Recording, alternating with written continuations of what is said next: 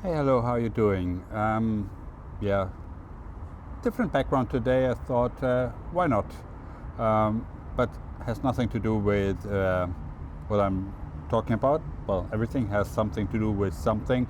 But yeah, no, Valencia is pretty famous actually for its graffiti. So for everybody that actually is interested in that topic, come here and have a look around.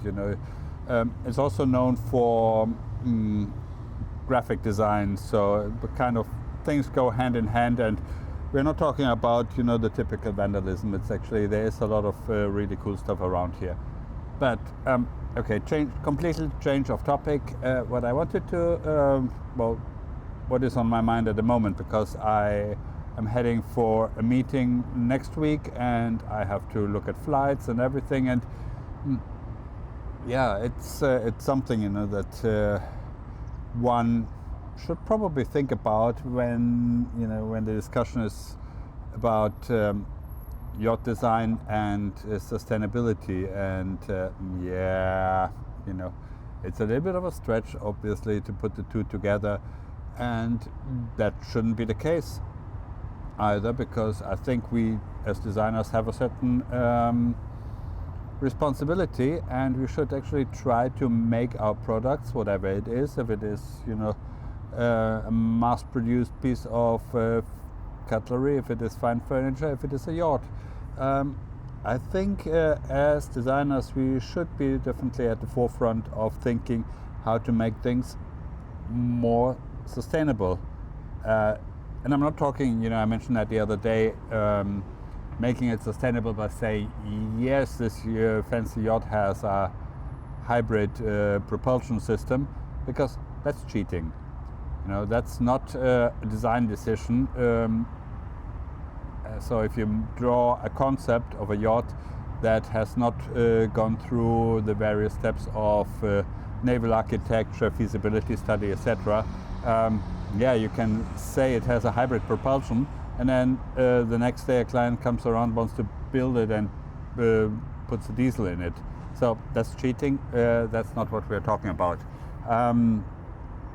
But there's another aspect to the whole topic, and that is actually how is the design and the building process actually sustainable. And I was always kind of amazed by the machinery that gets into motion when somebody signs a paper and puts down some money and decides, okay, I want a yacht to be built for me. And before you know it, there are 20 people every month going onto a flight from wherever they are in the world to meet in a place to discuss, every single detail. Because, that's the other thing, and that's probably a totally different topic again, that you really, that's kind of mind-boggling, how many details there are actually on a yacht, and how much discussion goes into every single detail. That is the design aspects, the owner's wishes, the practicality, the aspects of manufacturing, all those things. So yeah, I can, that's a whole different topic, but I think the question really now is if 20 people jump on a plane every month to go to a meeting to discuss all these things, is that actually sustainable?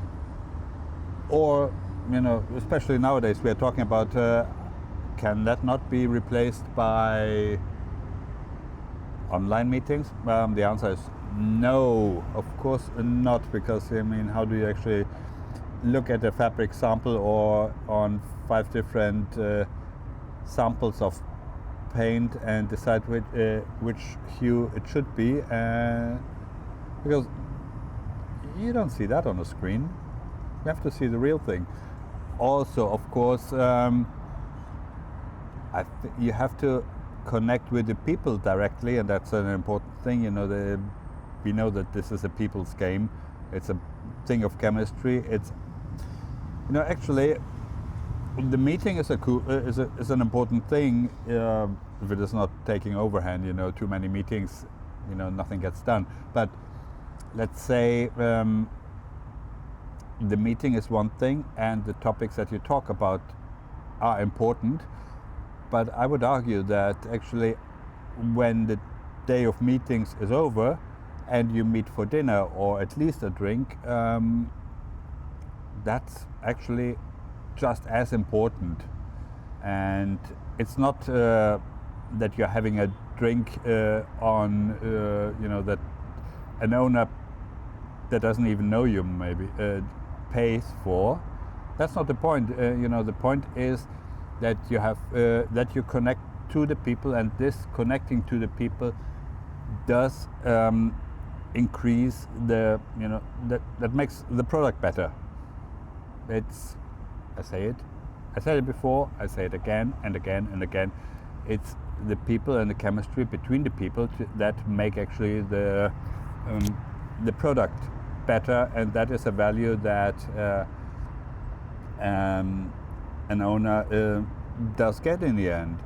And if there's an owner that is just super tight with the money and says, okay, yeah, well, you can only have 2 flights during the whole 2-year build process to meet other people, and don't even think about putting the food on my bill.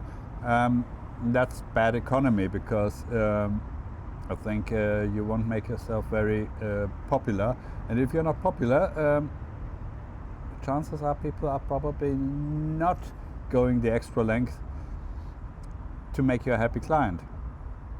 I would probably do that because I want the product to be better, but trust me, there are a lot of people that probably don't care.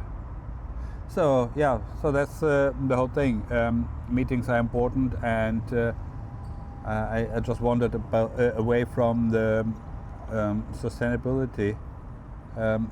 Obviously, there's also the point that actually too many online meetings are not that sustainable either, because those data centers swallow a lot of electricity and water, just so that some people can talk. So I suppose there's currently at least no way around, and the virtual world is not gonna resolve that problem anytime soon, at least, or ever. But there's a certain need to make to spend energy, to spend fuel to make things happen, and while you might not be able to change that really soon, it is something that I would at least always keep in mind and at the back of my head, because in the end it does bother me. Anyway, my thoughts. Let me know what you think, and subscribe if you like to know more, and hit the like button, hopefully. I would very much appreciate, and I'll see you next time.